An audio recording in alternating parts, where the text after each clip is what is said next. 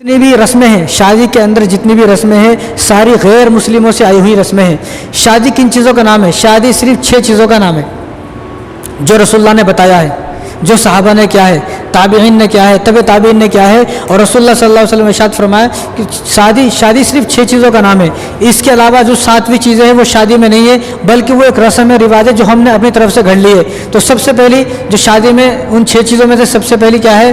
2 فرض ہیں، ایجاب و قبول فرض ہے ایک، اور 2 گواہ کا ہونا فرض ہے، یعنی لڑکے لڑکی دونوں راضی ہوں، زبردستی نہیں کہ لڑکے کو یہی نہیں پتہ لڑکی کون ہے، یا لڑکی کو یہی نہیں پتہ لڑکا ہے کون، بعد میں معلوم ہوا تو انہیں تو ایسی ہے ویسی ہے، پھر بعد میں ایک لمبا جھگڑا چھڑ گیا اور لڑکے کو لڑکی پسند نہیں آ رہی، اس کو وہ پسند نہیں آ رہا، پھر ایک جھگڑا، فتنہ فساد، پھر طلاق، اور وہ بہت لمبی چوڑی باتیں ہیں، پوری زندگی برباد ہو جائے گی۔ تو سب سے پہلے ایجاب و قبول دونوں راضی ہوں، یہ فرض ہے۔ اگر دونوں راضی نہیں ہیں تو نکاح نہیں ہوا، چاہے کتنے بھی خطبہ پڑھ لو۔ اس کے بعد ایک واجب ہے شادی کے اندر، وہ ہے مہر واجب ہے، اور 3 سنتیں ہیں۔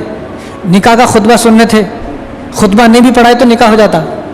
کوئی خالی یہ بول لے کہ بھئی میں نے آپ کو اپنے نکاح میں لیا، وہ بولتے ہاں مجھے قبول ہے، نکاح ہو گیا، خالی 2 گواہ کو لے لے، گواہ ہیں اور یہ بول دے تو نکاح ہو جاتا، خطبہ پڑھنے کی ضرورت نہیں، خطبہ سنت ہے۔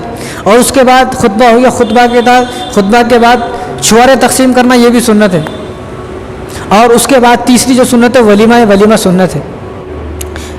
صرف ان 6 چیزوں کا نام شادی ہے۔ اس کے علاوہ جو 7ویں چیزیں ہیں، جتنی رسم و بدعات اور خرافات ہم نے بنائی ہوئی ہے، یہ ہماری ہے، اسلام میں تو نہیں ہے۔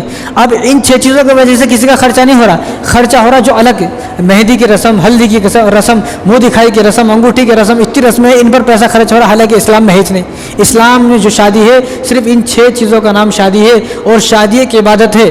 لیکن شادی عبادت تھی، لیکن اب شادی تجارت بن گئی ہے۔